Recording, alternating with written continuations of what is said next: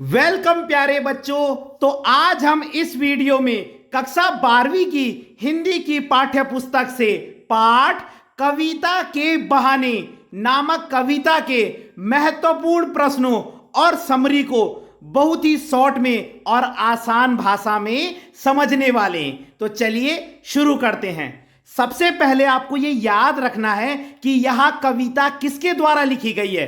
तो कविता के बहाने जो कविता है इसके कवि का नाम कुंवर नारायण है। आपने ये याद रखना है, कुंवर नारायण। अब मैं आपको इसकी समरी शॉर्ट में बता देता हूं। तो देखिए, इसमें एक कविता की तुलना तीन चीजों से की गई है। ठीक है, कविता की तुलना तीन चीजों से की गई है।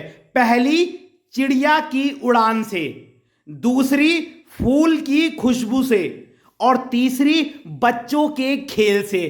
पहला है चिड़िया की उड़ान, दूसरा है फूल की खुशबू, और तीसरा है बच्चों के खेल से। अब कवि कह रहे कुंवर नारायण कि जो कविता की जो उड़ान होती है वो चिड़िया की उड़ान की जैसी होती है, लेकिन दोनों में एक अंतर है। क्या है वो अंतर? कुंवर नारायण कहते हैं कि कविता जो है वो चिड़िया की उड़ान के जैसे होती है, या जो कविता की उड़ान है वो चिड़िया की उड़ान के जैसे होती है, लेकिन दोनों में एक अंतर है। क्या है वो अंतर? चिड़िया की उड़ान सीमित होती है और कविता की जो उड़ान है वो असीमित होती है। चिड़िया कितनी दूर उड़ सकती है, हो सकता है बहुत दूर उड़ जाए, लेकिन फिर भी उसकी जो उड़ान की जो सीमा है वो कविता को नहीं हरा सकती। कविता की जो उड़ान है वो चिड़िया की उड़ान से बहुत बड़ी होती है। तो आप क्या लिखेंगे? आप लिखेंगे चिड़िया की उड़ान सीमित होती है और कविता की उड़ान असीमित होती है। ठीक है, यानी कि कविता की उड़ान का जो दायरा है वो बहुत बड़ा होता है और चिड़िया की उड़ान का दायरा वो सीमित होता है। ठीक है, उसके बाद कवि कह रहे हैं कि जो कविता की जो खुशबू है या कविता का जो महकना है वो फूल के महकने के जैसे होता है। यानी कविता की जो खुशबू है वो फूल की खुशबू के जैसे होती है, लेकिन दोनों में फिर से अंतर है।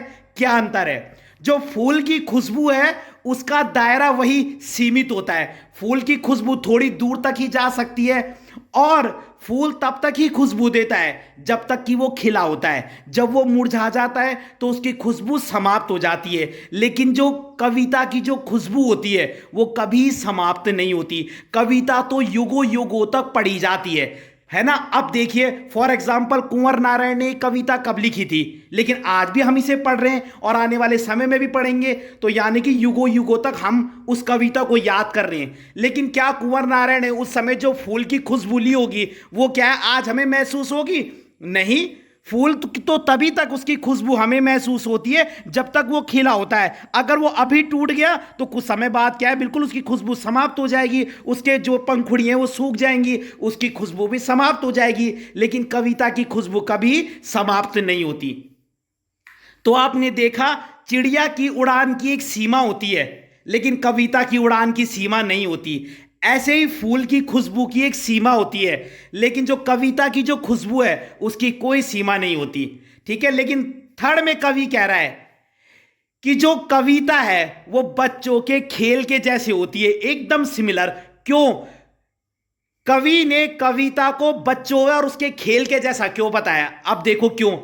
क्योंकि जो बच्चे होते हैं एक तो वो भेदभाव नहीं करते, और कविता भी कभी भेदभाव न करने का ही क्या देती है, मतलब कभी कविता ये नहीं कहती कि तुम भेदभाव करो।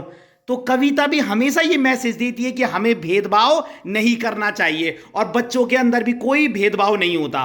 दूसरा, बच्चे कल्पना में जीते हैं। आपने देखा होगा बच्चों की बहुत बड़ी बड़ी इमेजिनेशन होती है, वो बहुत सारे ऐसे क्वेश्चन भी पूछते हैं, और कविता में भी हमेशा इमेजिनेशन का प्रयोग होता है। कवि अपनी कल्पना का प्रयोग करता है। ठीक है। तीसरा है, बच्चों के खेल की कोई सीमा नहीं होती। आपने देखा होगा बच्चे कोई भी खेल खेलते हैं, अगर छोटे बच्चे पतंग उड़ा रहे हैं तो उनको यह भी डर नहीं होता कि हम नीचे गिर जाएंगे। ऐसे ही कविता की भी कोई सीमा नहीं होती, है ना। तो ये मेन कारण है कि कविता को जो है बच्चों के खेल के जैसा बताया गया है। ठीक है, तो जो कविता है, जो कविता की उड़ान है वो चिड़िया की उड़ान के जैसे नहीं होती, क्योंकि चिड़िया की उड़ान सीमित होती है और कविता की उड़ान असीमित होती है। ऐसे ही जो फूल की खुशबू है उसका जो दायरा है वो भी सीमित होता है, लेकिन जो कविता की खुशबू है वो पूरे संसार में फैल जाती है। ठीक है, तो कविता किसके जैसे होती है? कविता बच्चों के खेल के जैसे होती है। तो आपने क्या देखा, कविता की तुलना 3 चीजों से की गई है, चिड़िया की उड़ान से, फूल की खुशबू से, और तीसरा है बच्चों के खेल से। अब हम इसके प्रश्न उत्तर को करते हैं। पहला प्रश्न है, कविता के आधार पर बताइए कि सब घर एक कर देने के मायने क्या है। सब घर एक कर देना जैसे कविता करती है, मैंने बताया ना भी लास्ट में बच्चे भी क्या करते हैं, तो आप वही लिखोगे। कवि क्या है, सब घर एक कर देने के मायने, इसका मतलब क्या है कि सब घर एक कर देने के माने, इसको एक्सप्लेन करना है। तो आपने इसमें लिखना है, कविता सभी लोगों को संदेश देती है कि हमें प्रेम से रहना चाहिए, जात पात का भेदभाव नहीं करना चाहिए, सभी लोगों को एक नज़र से देखना चाहिए और सभी को सम्मान करना चाहिए।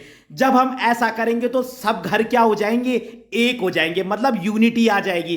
तभी तो कविता लोगों को यही संदेश देती है कि सब घर एक होना चाहिए, यानी कि लोगों में भेदभाव नहीं करना चाहिए, प्रेम से रहना चाहिए, सबको सम्मान देना चाहिए, सबको एक नज़र से देखना चाहिए। और लास्ट में लिख देना, यह सब एक कविता ही कर सकती है, क्योंकि एक जो पोयम है वो हमेशा यही संदेश देती है। आपने बहुत सारी कविता पढ़ी होंगी, क्या आपने कभी कोई ऐसी कविता पढ़ी है जिसमें बोला हो हमें मिलकर नहीं रहना है, हमें भेदभाव करना है? कविता तो सब घर एक कर देती है, यानी वो ये बताती है कि हमें प्रेम से रहना है ना, भेदभाव नहीं करना है, एक दूसरे को सम्मान देना है, सबको एक नज़र से देखना है, भाईचारे से रहना है, मिलकर आगे बढ़ना है। तो ये सब आप इसमें लिख सकते हैं। अगला प्रश्न है, उड़ने और खिलने का कविता से क्या संबंध है? जो मैंने आपको बताया था वो चिड़िया और फूल वाली बात। तो आप लिखेंगे, चिड़िया की उड़ान की एक सीमा होती है, वह इस घर से उस घर तक जाती है और फिर वापस आ जाती है। फिर हम फूल के बारे में लिखेंगे, फूल की खुशबू की भी एक सीमा होती है, वो तब तक ही खुशबू देता है जब तक कि वो खिला रहता है। और लास्ट में लिख देना, कविता संसार में अमर हो जाती है, वह युगों युगों तक पढ़ी जाती है। इसका मतलब कविता की खुशबू हमेशा फैलती है। तो आप ये तीनों चीज लिख सकते हैं। अगला है, कविता और बच्चे को समानांतर इक्वल रखने के क्या कारण है? मतलब कविता और बच्चों को सेम जगह पे क्यों रखा गया, एक जैसा, है ना? तुम ये कह रहे हो कि जो कविता की उड़ान है वो चिड़िया की उड़ान से बड़ी होती है ना, या फिर जो है कविता की जो खुशबू का दायरा है वो फूल की खुशबू से ज्यादा होता है। लेकिन अब वो कह रहे कि कविता एकदम बच्चों के जैसे होती है, क्यों? तो आप लिखोगे, दोनों जात पात का भेदभाव नहीं करते, बिल्कुल। कविता में भी कभी ये मैसेज नहीं दिया होता और बच्चे भी कोई जात पात को नहीं मानते।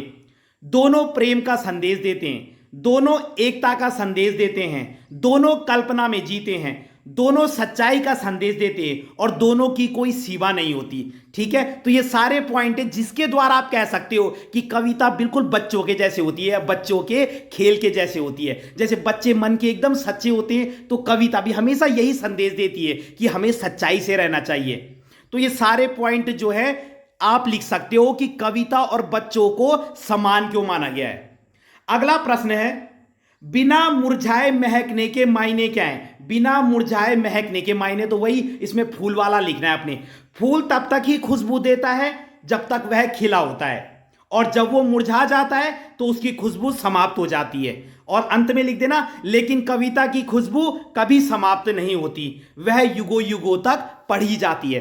तो मैंने आपको मेन बता दिया, कोई भी क्वेश्चन आएगा तो आपको सारी समरी पता है, सारे क्वेश्चन आंसर पता है, आप आसानी से लिख सकते हैं। तो अगर आपको वीडियो पसंद आई हो तो लाइक कीजिएगा, कमेंट कीजिएगा और चैनल को सब्सक्राइब जरूर कीजिएगा। धन्यवाद।